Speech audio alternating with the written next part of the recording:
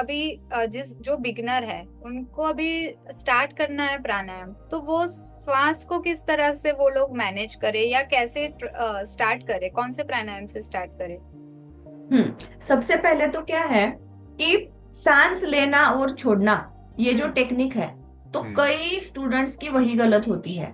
सांस छोड़ते समय पेट बाहर लेते हैं और सांस लेते समय पेट अंदर लेते हैं। तो हाँ। उसके कारण क्या है, पूरी तो ऑपोजिट प्रक्रिया के कारण ब्लड सर्कुलेशन फ्लो में बिगाड़ आ जाएगा, हम्म। डाइजेशन में बिगाड़ आ जाएगा, ऑर्गन्स पर गलत तनाव दबाव पड़ेंगे, जो वायु है वो गलत जगहों पे कार्यान्वित होगा, तो वो फायदे की जगह नुकसान देगा। कैसे हम्म। बोला जाता है, प्राणायामेन युक्तेन सर्व रोग क्षये भवेत्, अयुक्ताभ्यास योगेन सर्व रोग समुद्भव।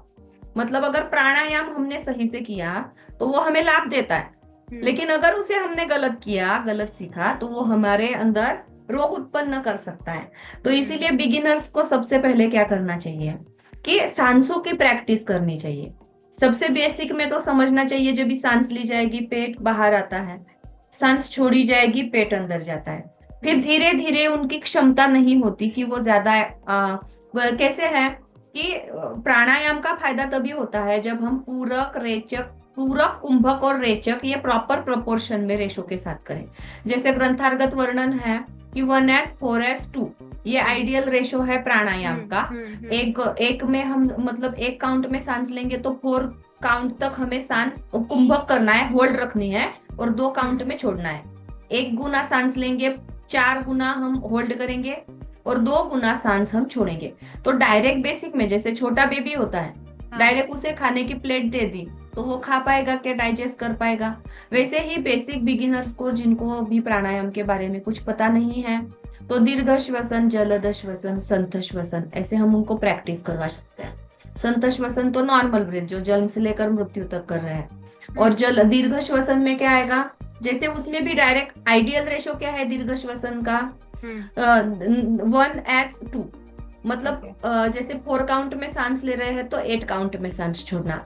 लेकिन साधक स्टार्टिंग में नहीं कर पाते, तो उनको बेसिक में सिखाओ, पहले 1:1 रेशो करवाओ, फिर 1:1.5 रेशो करवाओ, फिर 1:2 रेशो करवाओ प्रैक्टिस। तो उससे ओके। क्या होगा, उनकी लंग्स की कैपेसिटी बढ़ेगी। जैसे नॉर्मली क्या है, हम 500 सीसी तक ही सांसें अंदर ले सकते हैं नेचुरल जब ब्रीथ करते हैं, उसमें से 150 सीसी हमारी श्वसन नलिका में रहता है, और 350 सीसी ही हमारी वायु कोश तक सांस से जाती है। हाँ। उसमें से भी शुद्ध प्राणवायु लेते हैं, बाकी का सारा टॉक्सिक बाहर निकालते हैं। तो हम्म। कितनी कम मात्रा में हम सांस ले रहे हैं। लेकिन जब हम दीर्घ श्वसन की प्रैक्टिस करते हैं या श्वसन की प्रैक्टिस करते हैं, हम्म। तो 5800 सीसी तक हम सांस, हमारे लंग्स की कैपेसिटी है कि हम सांसें ले सकते हैं। और वो दीर्घ श्वसन की मदद से धीरे धीरे हम ज्यादा से ज्यादा सांस अंदर भर सकते हैं और ज्यादा से ज्यादा सांसें छोड़ सकते हैं। तो जैसे दीर्घ श्वसन की धीरे धीरे प्रैक्टिस कराएंगे तो लंग्स की कैपेसिटी बढ़ेगी। प्राणायाम अंदर से खुद, कई साधक है जो 2 मिनट 5 मिनट भी आंखें बंद नहीं रख कर पाते, तो उनको हम ऐसे स्टार्टिंग में दीर्घ श्वसन, फिर जलद श्वसन, फास्ट ब्रीथ आउट की टेक्निक्स है, तो ओके। उनसे हमारी श्वसन नलिका की शुद्धि हो। जैसे साइनस है, म्यूकस के कारण अगर कोई भी ब्लॉकेज है हमारी श्वसन नलिका में, तो वो दूर होने में, वायु कोश की उलिया जैसे अपनी वो विंडो के जैसे जाली होती है, वैसे पतली सी जाली हमारे वायु कोश के वायु कोश की है, तो वो भी पूरी तरह से जितनी क्लीन होगी तो उतनी हम लंग्स की कैपेसिटी बढ़ा सकते हैं, सांसें अंदर भर सकते हैं। तो इसलिए बेसिक तैयारी करना जरूरी है, डायरेक्ट एडवांस प्राणायाम में नहीं जाना चाहिए। ओके, तो इसका मतलब ये है कि प्राणायाम से हम बहुत सारे जो डिसीज है वो भी कवर कर सकते हैं। हाँ, एक्चुअली देखा जाए तो पतंजलि महामुनि ने बताया हुआ है कि प्राण योग का अंतिम साध्य ये रोग की मुक्ति करना नहीं है।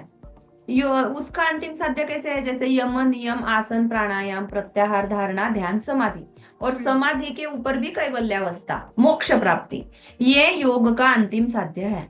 हम्म। लेकिन इसके लिए जो ये स्टेप्स दिए हैं, जैसे समाज में अच्छे से रहना, खुद के लिए हम्म। डिसिप्लिन रखना, आसन अच्छे से करना, प्राणायाम करना, फिर प्रत्याहार जो धीरे धीरे हमें अंदर की तरफ बढ़ाते हैं, धारणा किसी चीज को सूक्ष्म देखना, फिर वो आलंबन अंदर सूक्ष्म सूक्ष्म करते जाना, फिर ध्यान की स्थिति, फिर समाधि स्थिति और कैवल्यावस्था। लेकिन ये सारी जो प्रक्रियाएं दी हुई है, जैसे आसन है, प्राणायाम है, जब भी समाज में हम सबसे अच्छे से बात करने लग जाते हैं, नियमों का पालन करते हैं, हम्म। समाज में अच्छे से बात कर रहे हैं, सबके साथ हारमोनियस रिलेशन रहते हैं, तनाव नहीं रहता, किसी के बारे में ट्रू। फिर मनमुटाव नहीं रहता, स्ट्रेस कम रहता है। ट्रू। नियम खुद के लिए नियमाग्रह किया हमें, मतलब बहुत हार्श भी नहीं, लेकिन जैसे हम कि हम एक समय पर रोज, मतलब फॉर एग्जाम्पल 8 बजे, रोज सुबह हम 8 बजे योगाभ्यास करेंगे और शरीर को मजबूत, शरीर मन को स्वस्थ बनाएंगे। प्राणायाम से प्राण शक्ति अंदर धारण करेंगे। वैसे ही ये है, लेकिन जैसे कि स्वामी कुवलानंद, कैवल्य धाम लोनावला, इसके संस्थापक, तो हम्म। उन्होंने इस पर रिसर्च किया, कई सारे रिसर्च पेपर पब्लिश किए गए।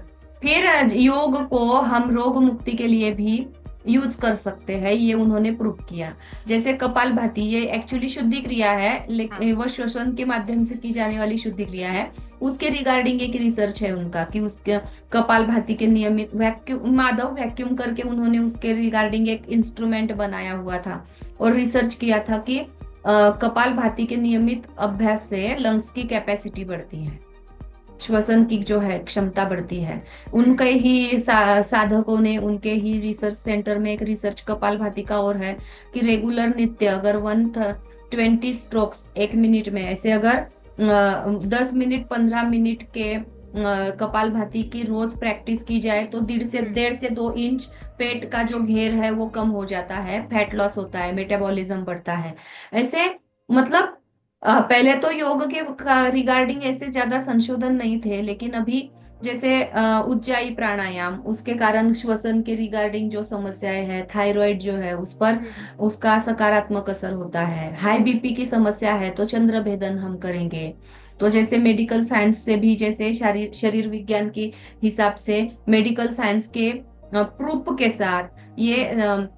प्राणायाम के माध्यम से भी चेक किया जा रहा है।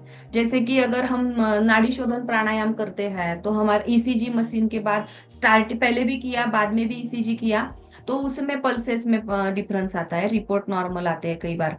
हमारी ही प्राणायाम की सेशंस में हमने ये देखा है कि साधक लास्ट में, सेशन के लास्ट में बताते हैं कि उनको हाई बीपी की दवाई लेने की जरूरत पड़ेगी, ऐसे डॉक्टर ने बताया था, लेकिन रोज के अभ्यास से अभी बीपी पूरा नॉर्मल हो गया है तो दवाई लेने की जरूरत नहीं पड़ने वाली है।